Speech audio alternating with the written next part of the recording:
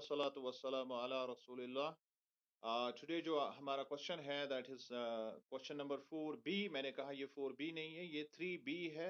इसमें लिखने में गलती हो गई है। Discuss the Quranic commandments about lawful and unlawful, यानी एक नॉर्मल एक पिक्चर आपको देनी है कि कुरान में हलाल और हराम के बारे में क्या डिक्टेट्स है। अब अगर हम कुरान की रेफरेंसेस की बात करेंगे कि इसमें कुरान की रेफरेंसेस को हम लाएंगे तो बहुत ज्यादा एक एनॉर्मस, एक बहुत बड़ी एक, जैसे हलाल और हराम के ऊपर काफी बड़ी बड़ी किताबें हैं। तो हमें उस तरह से नहीं देखना है, एज अ क्वेश्चन इसको लेना है। तो आप हाँ इसको मतलब इसकी एक जिस्ट आपको सामने रखनी है कि किस तरह से हलाल और हराम जो है वो किस तरह से कुरान ने बयान की है। तो चंद एक पॉइंट्स आप याद रखेंगे, 5-10 पॉइंट्स में हमने इसको जवाब लिखा है, और थोड़ा सा इसमें कुछ ब्रीफ एक्सप्लेनेशन है। इसके अलावा जो कल हमने क्वेश्चन पढ़ा वो भी आप इसमें, अगर आपका क्वेश्चन किसी और तरह से होगा वो भी आप इसमें से मिक्स करके आप उस क्वेश्चन का रेस्पॉन्स करें। यानी हलाल और हराम के बारे में जो आपको जानने की जरूरत है वो सारी चीजें इन्हीं दो क्वेश्चंस में इंशाल्लाह आपका क्लियर हो जाएगा। सिर्फ आपको ये ख्याल रखना है कि कुरान उसने अगर क्वेश्चन पूछा है तो किस एतबार से पूछा है। और अगर आप इसके अलावा एक दो रेफरेंस जो हलाल और हराम का जो है एक दो रेफरेंसेस लिखने की कोशिश करेंगे तो वो पहले ही आ चुकी हैं, जो जो हमने पहला पढ़ा है उसमें वो एक माकूल सी रेफरेंस है। उसके अलावा बहुत सारी रेफरेंसेस आपको मिल सकती है कुरान में, तो आप उसको भी देख सकते हैं, उसको भी यूज कर सकते हैं। So some of the commandment is based on the principles of the Quran about halal and haram are as under। यानी मुख्तसर तरीके से अगर हमें इन कमांडमेंट्स के बारे में जब हम बात करेंगे, उन अहकामात के बारे में बात करेंगे which are actually basic principle, जो जो उसूल मुकर्रर किए हैं कुरान ने, तो हम उन उसूलों को अगर जेर नजर रखेंगे तो ये पॉइंट जो हम अब आगे पढ़ने जा रहे हैं, तो ये पॉइंट जो है ये बुनियादी उसूल है कुरान के जो हलाल और हराम से मुताल्लिक है। So the first one is, as a general rule, all the things and activities are permissible except those which are forbidden by Sharia। पहला उसूल आप जिंदगी में ये याद रखेंगे, जब जब भी हम कोई काम करते हैं तो हमारे दिमाग में पहले आता है क्या ये हलाल है या हराम है। याद रखिए कि गोल्डन रूल असल में यह है कि all the activities and all the things are actually permissible. सारा असल में असल चीज जो है, असल बुनियाद यह है कि सारा हलाल है। असल में हर चीज असल में हलाल है एक्सेप्ट वो चीजें जिनको हराम क्लियरली करार दिया गया है। अब हमें हमारा माइंडसेट किस तरह से है, हम समझते हैं एक्चुअली सारा हराम है और हमें देखना है कि क्या ये हलाल है कि नहीं है। हमेशा पॉजिटिव तरीके से इसको सोच लेना चाहिए। एक्चुअली अल्लाह ने हर चीज को हलाल कर रखा है, और हराम जो चीजें हैं उनके बाबत कुरान ने बिल्कुल अपने उसूल वाजे किए हैं कि किस तरह से कोई चीज जो है हराम है। यानी उसूली तौर पर आपकी सारी एक्टिविटीज परमिसिबल है, सारे थिंग्स परमिसिबल है, unless and until it is not proven कि इट इज हराम, तब तक आप उसको इस्तेमाल कर सकते हैं। जब तक ये क्लियर ना हो जाए ये हलाल है या हराम है कैटेगोरिकली, तो तब तक वो ग्रे एरिया में रहेगा जिसको हम मुबाह कहते हैं। तो जैसा हमने पहले ही इस्तिलाहें, इसीलिए मैंने पहले इस्तिलाहें पढ़ाई, तो मुबाह जिसको हम कहते हैं तो मुबाह के दायरे में वो आता है और आप उसको इस्तेमाल तब तक कर सकते हैं। तो ये बुनियादी उसूल दिमाग में रखना चाहिए कि असल जो हर चीज का असल जो है वो हलाल है। नंबर 2, इसका बेसिक जो है, मतलब जब हम आगे बढ़ेंगे तो ये लैडर जब आगे चलेगी, then point number 2 is basic legislation to declare something as हलाल एंड समथिंग एज हराम is the prerogative of Allah alone. ये बात हमेशा दिमाग में रखनी चाहिए कि हम कोई नहीं होते हैं, किसी भी शख्स का ये प्रेरोगेटिव नहीं है। कोई भी शख्स इस मामले में किसी चीज का आप हलाल या हराम जो है उसका हक जो है, उसको हलाल और हराम करार देने का हक जो है वो है सिर्फ और सिर्फ अल्लाह का, और अल्लाह के बताए हुए डिक्टेशंस के अकॉर्डिंग एक नबी और रसूल का होता है। ये किसी का हक नहीं है कि जो अल्लाह ने परमिट किया है, हलाल किया है, तो हम उसको हराम कर दें। اسی لیے میں نے آپ کو بتایا کہ the first and the foremost جو اس کا لیگل ایسپیکٹ وہ یہ ہے کہ اصولی طور پر اصلاً ہر چیز حلال ہے انلیس کہ اللہ نے اس کو حرام قرار دیا ہے. تو یہ صرف اور صرف اللہ کا پیراگریٹو ہے, یہ اللہ کا حق ہے, اس کے اوپر قانون سازی کرنے کا حق کسی اور کو نہیں ہے. ہم یہ نہیں بتا سکتے ہیں چلیے 1500 سال سے کوئی چیز حلال آ رہی ہے, آج ہم اس کو کیٹاگوریکلی حرام کرا دیں گے, ایسا کچھ بھی نہیں ہو سکتا ہے. Then comes number third step, مطلب اچھی طرح سے دماغ میں رکھیے کہ یہ کیسے لیڈر اوپر جا رہی ہے. پہلا چیز ہم نے پڑھا کہ اصولی طور پر ہر چیز حلال انلیس کی اٹ از پروون حرام. اب یہ حلال اور حرام کون کہے گا؟ یہ صرف اور صرف اللہ کا ہے پیراگریٹ, یہ صرف اور صرف اللہ کا حق ہے, کوئی اور نہیں کر سکتا.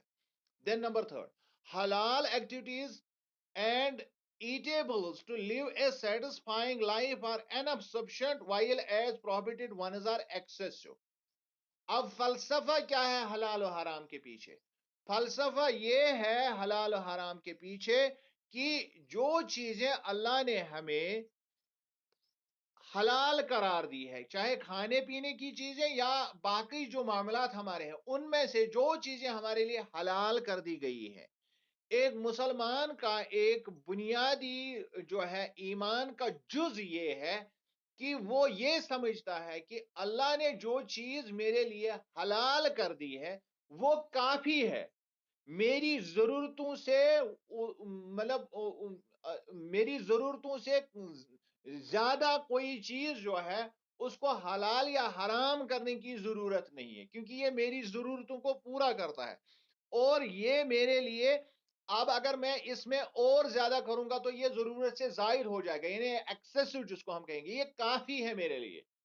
یہ ہو گیا تیسرا اصول. میں پھر سے ریپیٹ کروں گا. پہلا اصول یہ کہ اصلاً اصولی طور پر سب چیزیں حلال انلیس کی پرون حرام, جب تک کوئی چیز حرام جو ہے اس کو ثابت نہ کر دیا جائے تو اصولی طور پر اصل جو ہے ہر چیز کا حلال ہے. دوسری بات, حلال اور حرام کرے گا کون؟ وہ ہے حضرت اللہ جل شانہ, کوئی اور کسی اور کا حق یہ نہیں ہے. اب تیسری بات, جو چیزیں حلال میرے لیے اللہ نے کر رکھی ہے وہ کافی ہے, اور اب اگر میں اس کے آگے بڑھنے کی تو وہ ایکسس ہوگی, وہ ضرورت سے زیادہ ہوگا, اور یہ ٹرانسگریشن میں پھر آتا ہے. اور اسی لیے اللہ کہتا ہے کہ آپ حد سے تجاوز مت کرو, تو یہ حد سے تجاوز ہوگا, یہ ایمان کا جز ہے. Then comes number 4, mixing up of halal with haram or promoting haram in place of halal is a sin not less than shirk. ہم نے دیکھا کہ جو عقائد میں سب سے بنیادی جو عقیدے پر جو چوٹ کرتا ہے وہ ہے شرک, یعنی اللہ کے ساتھ کسی اور کو شامل کر لینا. اب اگر حلال و حرام جو ہے وہ پیراگریٹو اللہ کا ہے تو کوئی اور شخص کہہ رہا ہے نہیں یہ چیز حلال ہے یہ چیز حرام ہے, کسی اتھارٹی کے بغیر, اللہ کا اس کے بارے میں کوئی کمانڈمنٹ نہیں ہے, تو it means it is equal to the شرک. کیوں شرک کے بالکل قریب کیوں ہے؟ کیونکہ یہ کام صرف اور صرف اللہ کا ہے. اب اگر کسی بھی کام میں, کل بھی میں نے آپ کو شرک کے بارے میں جو میں نے آپ کو بتایا کہ شرک اصل میں دو طرح سے ہوتا ہے. ایک یہ کہ آپ اللہ کے ساتھ کسی چیز, ایسی چیز جو اللہ کی بنائی ہوئی ہے, اس میں آپ دوسرے کو شامل کر رہے ہیں کہ اس میں کسی اور کا بھی حصہ ہے. اور دوسرا یہ کہ اللہ کے بارے میں آپ کوئی ایسی بات کرتے جس کا آپ کو علم نہیں ہے. تو یہاں پر حلال و حرام بنانا جو ہے یہ اللہ کا کام ہے. اب اگر کوئی اور شخص بنا رہا ہے تو اس کا مطلب ہے کہ we are actually making partners with Allah, ہم اللہ کے ساتھ شرک کر رہے ہیں. تو آگے یہ چار باتیں بنیادی اصول. پہلا اصول کی اصل چیزوں کا اصل حلال ہے انلیس کی پرون حرام. حرام کون کرے گا؟ یہ اللہ کرے گا, اس کے بغیر کسی کا یہ حق نہیں ہے. تیسری بات, ہمارے لیے حلال اور حرام جو کر رکھا ہے اللہ نے وہ کافی ہے. اب اگر ہم اس میں آگے تجاوز کریں گے تو یہ حد سے زائد ہونے کی, یعنی ضرورت سے زیادہ ہم اس میں حد تجاوز کریں گے. اور تیسری بات, چوتھی بات یہ کہ اگر کوئی شخص اب حلال و حرام کو مکس کر کے حرام کو پروموٹ کرے گا تو یہ گناہ جو ہے یہ اتنا بڑا ہے جتنا شرک. کیوں؟ وہ میں نے آپ کو واضح کر دیا. Then comes number 5. Haram is declared haram by Allah because of its impurity and harmfulness. اب فلسفہ حلال حرام کے پیچھے کیا ہے؟ فلسفہ یہ ہے، پہلی بات وہاں ہم نے کہی جو ہے وہ ہمیں ایمان رکھنا ہے کہ یہ ہمارے لیے کافی ہے، لیکن اب اس کے پیچھے مقصد کیا؟ مقصد یہ ہے کہ اللہ ہی بہتر جانتا ہے کہ ہمارے لیے کون سی چیز بہتر ہے، صاف و شفاف ہے، پاک ہے، منزہ ہے، اور کون سی چیز ہمارے لیے نقصان دہ ہے، یہ اللہ جانتا ہے۔ اسی لیے ہم اللہ کے بتائے ہوئی چیزوں کو ہی حلال اور حرام مانتے ہیں، کوئی اور یہ بتا نہیں سکتا ہے۔ اس کے بعد چھٹی چیز، things that are conducive for haram or having potential to lead to haram are prohibited۔ اب ایسے چیزیں جن میں یہ چیز شامل ہو کہ وہ کسی چیز کو حرام کرنے کے لیے سازگار ہے، کوئی ایسا کام، کوئی ایسا چیز جو آپ اپنے ایٹیبلز میں ملا رہے ہیں اور اس سے باقی چیزیں بھی حرام ہونے کا خطرہ ہے۔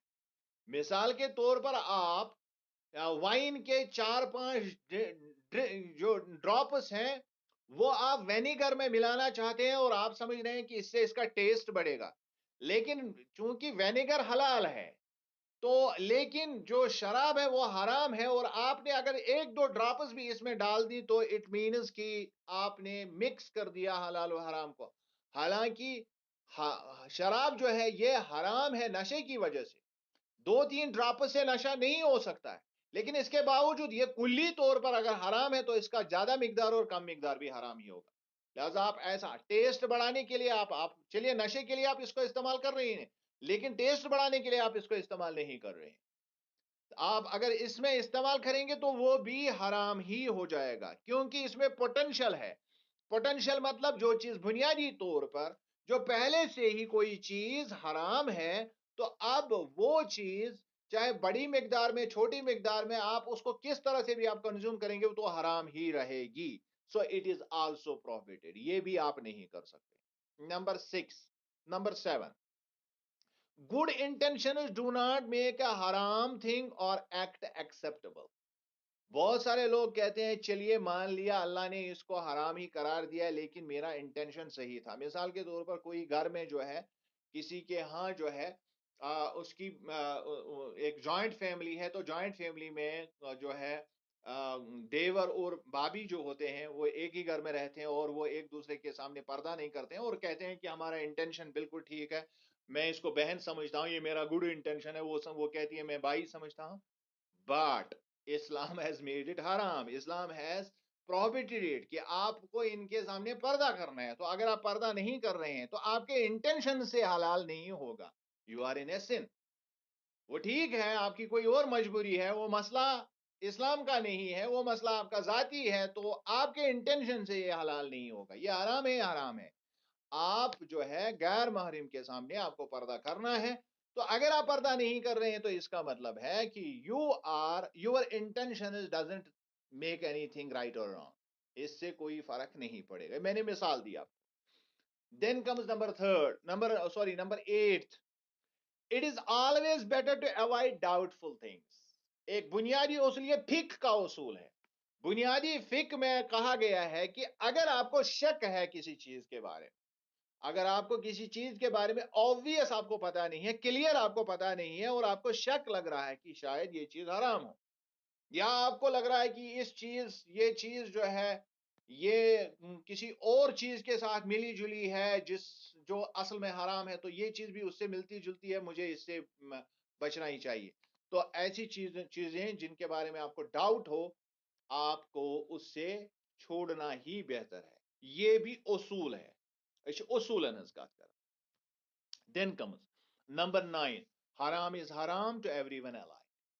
کوئی چیز اگر حرام ہے تو اب یہ کسی اور کے لیے حلال نہیں ہو سکتا ہے، یعنی جتنے بھی مومن ہیں، مسلمان ہیں، ان کے ہم جب بنتی ہے تو ہر ایک کے لیے کامن ٹو آل ہے، حرام اگر ہے تو یہ ہر ایک کے لیے حرام ہے۔ یہ نہیں ہم کہہ سکتے ہیں کہ ڈنمارک کے لوگوں کے لیے کوئی چیز ہم حلال قرار دیں گے، مثال کے طور پر وہاں پرابلم ہے، وہاں کا کھانے پینے کی کمی ہے، تو اب وہاں مسلمان بس رہے ہیں تو چلیے ان کو ہم جنگلی جانور کا شکار کرنے کے لیے بھی ہم اجازت دے دیں گے، ایسا کچھ بھی نہیں ہو سکتا ہے۔ حلال از حلال، حرام از حرام، اور یہ ہر ایک کے لیے۔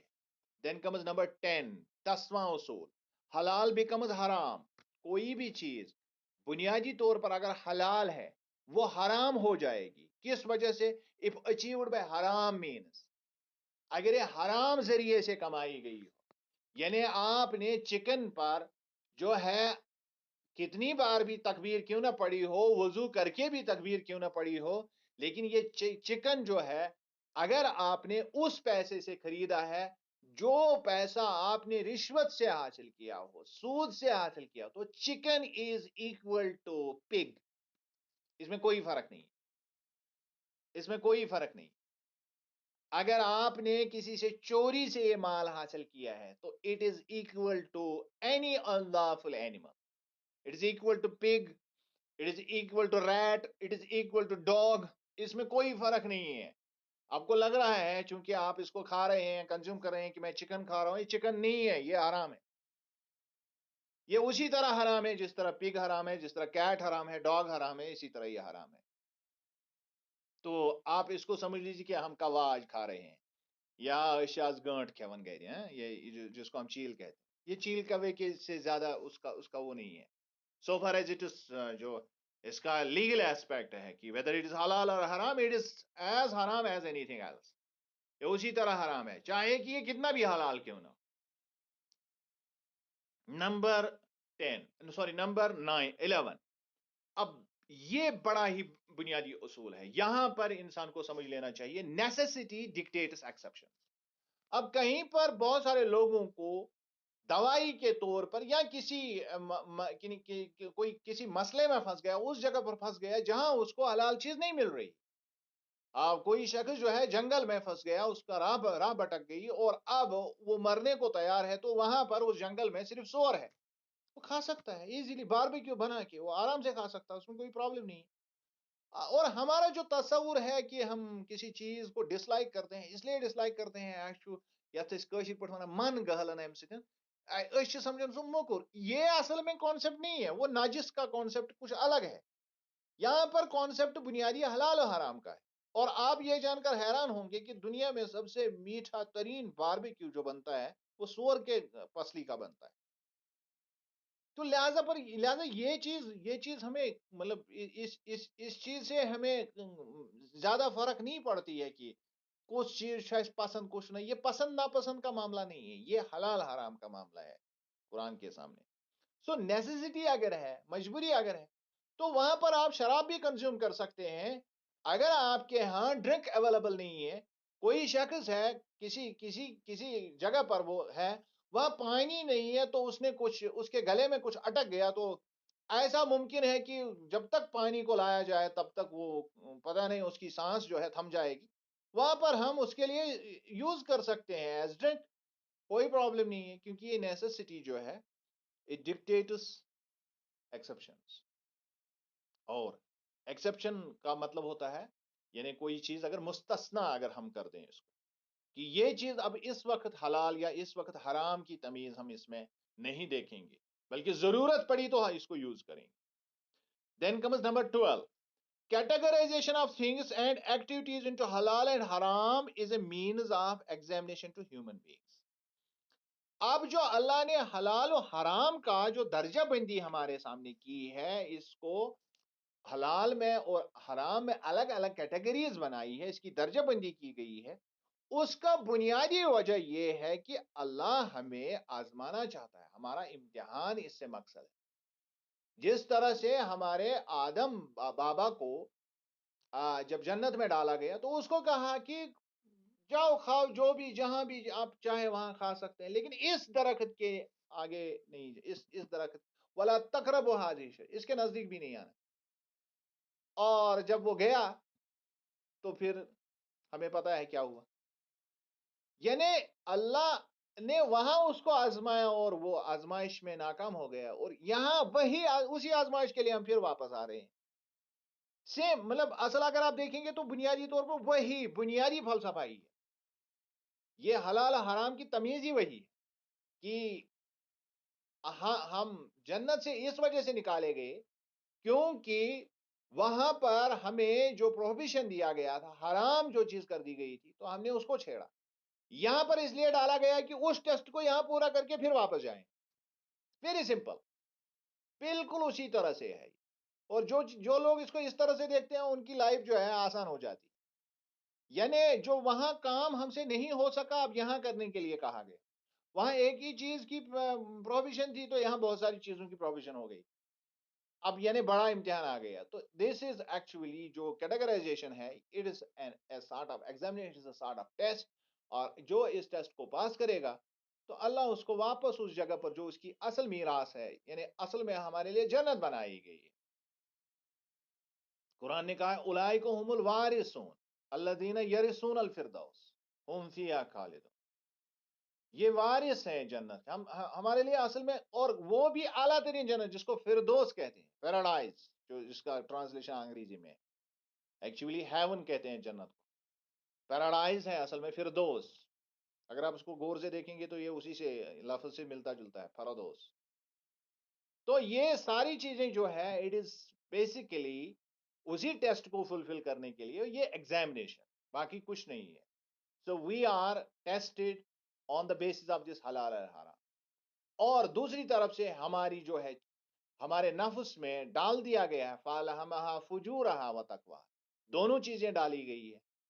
اور پھر اللہ کہتا ہے قَدْ أَفْلَحَ مَنْ زَكَّاهَا وَقَدْ خَابَ مَنْ دَسَّاهَا. وہ شخص جس نے اس کو پاکیزہ رکھا وہ افلاح فلاح پائی، اس نے کامیاب ہو گیا. اور جس نے اس کو دسا دیا، اسی حرام میں ڈبو دیا، تو وہ پھنس گیا پھر. تو یہ اصل میں ایگزامینیشن ہے. So from the above mentioned principles based on Quran, we can conclude that Allah has created the death and the life as means of examination. اوپر جب ہم ان ساری باتوں کو جب ہم یہ دیکھتے ہیں، جو بنیادی جو 12 بنیادی گولڈن اصول ہم نے پڑھے، تو یہ بنیادی اصول سے ہمیں پتا چلتا ہے جو اصل میں اللہ نے جینا مرنا، یہ قرآن بھی کہتا ہے کہ جو موت اور حیات ہے لیبلوکم ایکم احسن عملا، ہم یہ دیکھنا چاہتے ہیں کہ آپ میں سے بہتر کام کون کرے. تو یہ ایک ایگزامینیشن ہے آپ بنیادی طور پر. And he has employed all the things of the world for the welfare as well as the test for human beings. اسی لیے دو چیزیں اس میں ہیں. ہم اکثر بیشتر کہتے ہیں کہ انسان کے لیے، انسان کے فائدے کے لیے اللہ نے چیزیں بنائی. نہیں، انسان کے فائدے اور انسان کے امتحان کے لیے چیزیں بنائی گئی. دونوں چیزیں اس میں ٹیسٹ بھی ہمارا ہے، اس میں ویلفیئر بھی ہمارا ہے. As he says, Allah says in Quran, Allah has created everything of this world for your service. اللہ نے آپ کے لیے یہ آپ کی سروس کے لیے یہ بنایا ہے تاکہ یہ آپ کو سرو کرے. اب مسئلہ یہ ہے کہ اس چیز سے کیا سروس لینی ہے آپ کو طے نہیں کرنا، یہ بھی اللہ نے بتایا کہ اس کو کیسے سروس میں لانا ہے. So in order to test the human beings, Allah has made some objects haram and some halal for them. اور اس ٹیسٹ کو فلفل کرنے کے لیے اللہ نے بہت ساری چیزوں کو حلال کیٹیگری، بہت ساری چیزیں اصل میں حلال ہے، چند ایک حرام ہے، ان سے ہمیں بچنے کی ضرورت. اللہ says in Quran, O Prophet, eat halal things and perform good deeds. Clear رسول اللہ صلی اللہ علیہ وسلم کو ڈکٹیٹ کہا گیا ہے کہ یہ وربٹم اس سے کہا گیا کہ اب حلال جو اللہ نے حلال کیا اس کو کھاؤ اور حرام سے پرہیز کرو. I am well aware of what you do. کیونکہ اللہ کو سب معلوم ہے، اس کو پورا پتا ہے. یہ قرآن کی آیت ہے. ان جو میں نے ریفرنسز کہا تھا کہ اگر آپ ریفرنسز تو ان چیزوں کو آپ یاد رکھیں.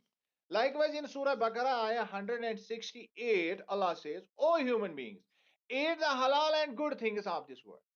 اب یہاں پر eat حلال کے ساتھ good بھی کہا گیا، حلالن طیبہ. یعنی دو کیٹیگریز اصل میں ہمارے لیے، حلال بھی ہے اور طیب بھی ہے. کبھی اس پر بحث کریں گے طیب کیا ہوتا ہے.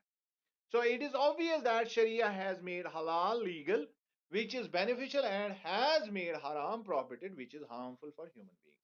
اور جنرلی ہم اس کو انڈرسٹینڈ جب ہم کرتے ہیں، ہم یہ کہتے ہیں کہ جو چیزیں اللہ نے حلال قرار، جو شریعہ نے ہمارے لیے حلال رکھی ہیں، وہ ہمارے لیے بینیفیشل ہے، فائدہ مند ہے. اور جو چیزیں حرام کر دی گئی ہیں وہ بنیادی طور پر ہمارے لیے ہارمفل ہے. اب یہ ہارمفل ہونا اور بینیفیشل ہونا، اس کے دو زاویے ہیں الگ الگ، اس کو سمجھنے کی ضرورت ہے. بہت سارے لوگ کہتے ہیں کہ یار اگر ہم دنیا میں حرام چیزوں کا کاروبار کرتے ہیں تو مثال کے طور پر نشے کا کاروبار کریں گے تو بہت فائدہ ہے اس میں، تو بینیفیشل تو پھر یہی ہے. لیکن یہاں پر جو ہم تصور دیتے ہیں بینیفٹ اور ہارم کا، it is not in worldly sense only. یہ صرف اور صرف دنیاوی اعتبار سے نہیں ہے، اس کو آپ سمجھ لیجئے. جب ہم اس کو صرف دنیا پر ہی مرکوز کرتے ہیں، کیونکہ ہمارا جو یہاں آنا ہے it is related to something which is beyond our comprehension, یہ عقل سے ماورا ہے. اور بہت سارے بینیفٹس جو چیزوں میں ہے، حلال چیزوں میں، وہ عقل سے ماورا ہے. سائنس کیا کہتا ہے کیا نہیں کہتا، that is a tool. Science is not the criterion, criterion is Quran. اور بہت سارے لوگ اس کو بھی کنفیوز کرتے ہیں. ہمارے لیے کرائٹیرین جو ہے، کسوٹی جو ہے چیزوں کو پرکھنے کی، وہ سائنس نہیں ہے، کوئی اور علم نہیں ہے. ہمارے پاس جو کرائٹیرین ہے وہ ہے وحی اللہ کی. اللہ کہتا ہے یہ ہارمفل ہے، تو اب یہ کس طریقے سے ہارمفل ہے؟ دنیاوی اعتبار سے ہو سکتا ہے ہم اس کو کبھی جانے ہی نہ. تو ہمیں یہ سمجھنا ہے، کیونکہ ہمارے اس دنیاوی اس زندگی کے دو پہلو ہیں. ایک وہ پہلو جو اوبویس ہے، جس کو ہم سائنٹیفکلی دیکھ سکتے ہیں، اپنے حواس خمسہ سے، اپنی حسیات سے اس کو محسوس کر سکتے ہیں. اور ایک وہ ہے جو چھپا ہوا پہلو ہے، جو غیب سے تعلق رکھتا ہے. یعنی ایک ظاہری پہلو، ایک باطنی پہلو ہمارا ہے. اور بہت ساری چیزیں جو حلال قرار دی گئی، ان کے بینیفٹس ہو سکتا ہے ہمیں سمجھ میں نہ آئے. تو یہ ظاہری پہلو سے نہ ہو، یہ باطنی پہلو سے ہمارے لیے بینیفٹ ہو. اور اسی طرح بہت ساری چیزیں جو حرام قرار دی گئی، ان کا ہارم جو ہے، ان کا نقصان جو ہے، ہو سکتا ہے وہ ظاہری طور پر ہمارے لیے کلیئر نہ ہو، ہمیں اچھی طرح سے وہ واضح ہمارے لیے نہ ہو، لیکن اس کا جو باطنی پہلو ہے وہ اللہ جانتا ہے، اور اسی لیے اس نے حرام قرار دیا ہے. سو دس از دا جو ہے دا بیسک فلسفی آف حلال اینڈ حرام ان اسلام. آئی ہوپ آپ نے اس کو انڈرسٹینڈ کیا ہوگا. And if you have got any queries, any question, you can ask.